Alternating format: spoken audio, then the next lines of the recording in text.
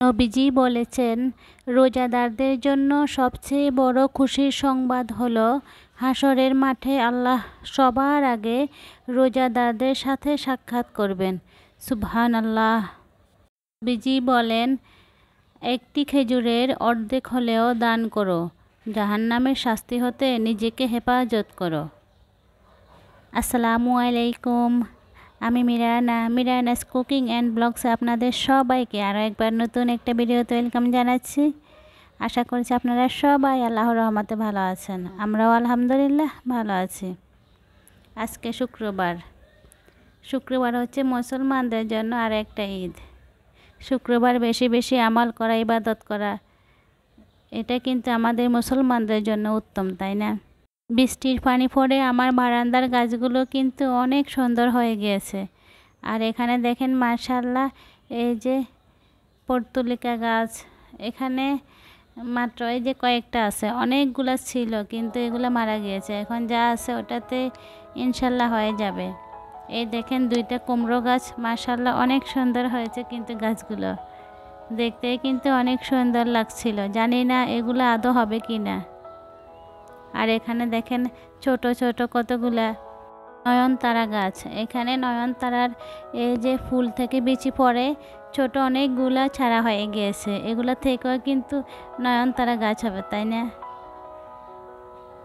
দেখেন মাশাআল্লাহ আমার নয়নতারা গাছটা অনেক বড় হয়ে গিয়েছে।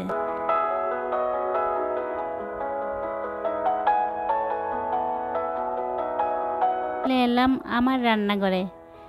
আজকে আপনাদের সঙ্গে শেয়ার করব 50 বছর আগের পুরানো নাস্তার রেসিপি। আশা করছি আপনাদের ভালোই লাগবে।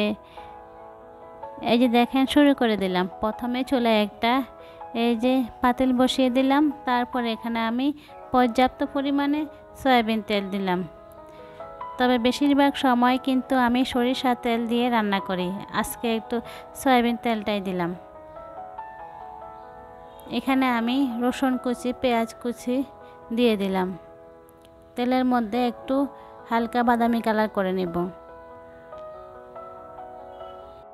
পরে এখানে আমি 3-4টা তেজপাতা, 5-6 টুকরো দারচিনি দিয়ে দিলাম। এখন আমি এখানে দেখেন কি দিব। এখানে এটা হচ্ছে 4 রকমের ডাল নিয়েছি। একটা হচ্ছে শুকনো শিমের বিচি আমি তেলে অর্থাৎ মানে বেজে নিয়েছি। তারপরে এখানে আছে অ্যাঙ্কর ডাল, খেসারির ডাল, মসুরের ডাল। এখানে 4 রকম ডাল নিয়ে আমি তারপরে সিদ্ধ করে নিয়েছি। তবে পুরোপুরি সিদ্ধ করা যাবে না, 80% সিদ্ধ করে নিয়েছি। এখন আমি পেঁয়াজের সঙ্গে দিয়ে দিলাম সবগুলো ডাল একসঙ্গে। এখন দিয়ে দিচ্ছি এই যে গুঁড়া মশলা, 1.5 চা চামচ হলুদের গুঁড়ো, 1 চা চামচ মরিচের গুঁড়ো, 1.5 চা চামচ ধনিয়া গুঁড়ো, 1/2 চা চামচ জিরা গুঁড়ো, 1/2 চা চামচ গরম মশলা গুঁড়ো, তারপরে এখানে স্বাদ মতো লবণ। সবগুলো মশলা দিয়ে দেওয়ার পরে ভালো করে আমি মিশিয়ে নিব। এই রান্নাটা কিন্তু অনেক বছর আগের, আসলে আমি ছোটোবেলায় খেয়েছি ঠিক আছে, কিন্তু এই রান্না হচ্ছে সেই 50 বছর আগের। এটা কেন বলছি? এটা বলছি এই জন্যই যে যখনই আমি এটা রান্না করেছি তখনই আমি আমার পাশের ফ্ল্যাটে আমার বড় বোন থাকে, ওনাকে আমি দিয়ে এসেছি। তারপর আমার দুলাভাই খেয়ে তারপরে আমার বাসায় এসে বলেছেন যে 50 বছর আগের রান্না উনি আজকে খেয়েছেন, ওনার কাছে অনেক ভালো লেগেছে। আসলে কয় বছর আগের রান্না এটা তো আমি জানি না, উনি বলেছেন 50 বছর আগের রান্না, তো আমিও শিখে গেলাম। ঠিকই বলেছে মনে হয় 50 বছর আগের রান্না, কারণ আমরা ছোটোবেলায় খেয়েছি, তার আগেও কিন্তু আমার আম্মারা খেয়েছেন। আসলে আমি যেটা শুনেছি আর কি, যখনই মিষ্টি কুমড়া একবারে মানে ফেকে যাবে, মানে একদম ফাঁকা অবস্থায়, তখনই এই রেসিপি তৈরি করা হয়। তবে কচি মিষ্টি কুমড়া বা আধা ফাঁকা মিষ্টি কুমড়া দিয়ে এটা তৈরি করা যায় না। যে মিষ্টি কুমড়া একদম পরিপক্ক হয়ে গিয়েছে সেই মিষ্টি কুমড়ো দিয়ে এই রেসিপি তৈরি করা যায়। একবারে ফাঁকা মিষ্টি কুমড়ো হতে হবে। আমি এটা করতেছি একদম পাকা মিষ্টি কুমড়া।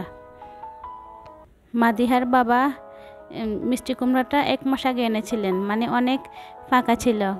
রেসিপিটা করব বলে হয়ে গেল 1 মাস। এখন চিন্তা করলাম না, রেসিপিটা করে ফেলি, খেতেও ইচ্ছে করতেছে। ভালো করে যখন মেশানো হয়ে গিয়েছে সব ডালের সঙ্গে মিষ্টি কুমড়োগুলো, তখনই আমি এখানে পরিমাণ মতো পানি দিয়ে দিলাম।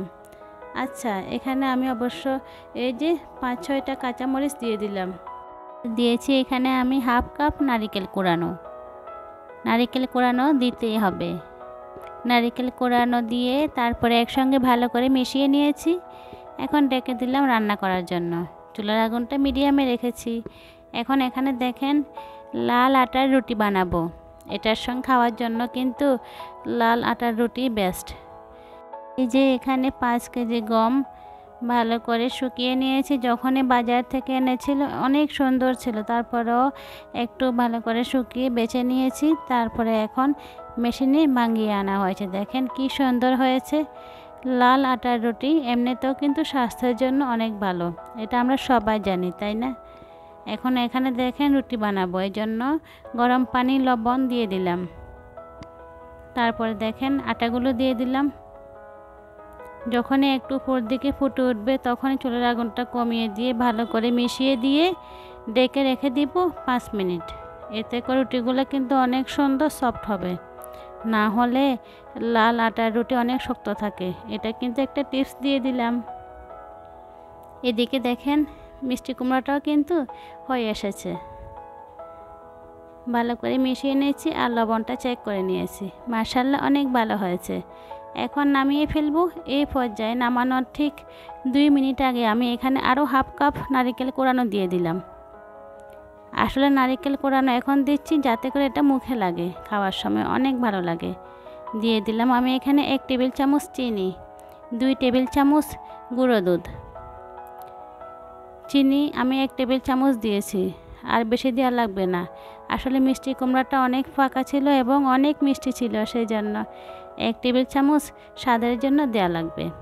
তবে এখানে আমার একটা জিনিস মিসিং হয়ে গিয়েছে, আমি ভুলেই গিয়েছি। এখানে হচ্ছে আমার বাসায় মানে ফ্রিজে আর কি চিংড়ি মাছ ছিল। ভেবেছিলাম চিংড়ি মাছ দিব, চিংড়ি মাছ ভেজে দিয়ে দিলে এটা কিন্তু একবারে পারফেক্ট হয়ে যেত। আসলে আমার মনে ছিল না চিংড়ি মাছটা দেওয়ার কথা, সেই জন্য আমি চিংড়ি মাছ দিতে পারিনি। আপনাদের বাসায় যদি চিংড়ি মাছ থাকে অবশ্যই দিবেন, এতে করে রান্নাটা আরও বেশি মজা হবে। চিংড়ি মাছ না দিলেও কিন্তু রান্নাটা অনেক অনেক মজা হয়েছে, নাস্তার জন্য একদম পারফেক্ট। এখন দেখেন রুটিগুলো আমি এখানে সেঁকে নিচ্ছি। রুটি সেঁকা হয়ে গেল। এখন আমি আমার পাশে যে প্রতিবেশী থাকে, আমার বড় বোন আমার পাশের ফ্ল্যাটে থাকে, আমার প্রতিবেশীও বটে, তাই না? ওনার জন্য আমি এই যে দেখেন 1 বাটি নিয়ে নিলাম সেই মিষ্টি কুমড়ো, আর এখানে রুটি বানিয়ে নিয়েছি, ওনাকে এখন দিয়ে দিব। রেসিপি আপনারা কে কে খেয়েছেন অবশ্যই জানাবেন। আর যারা কখনো রেসিপি ট্রাই করেননি একবার হলেও ট্রাই করবেন, আশা করছি অনেক অনেক মজা লাগবে। সবাই ভালো থাকবেন। আল্লাহ হাফেজ।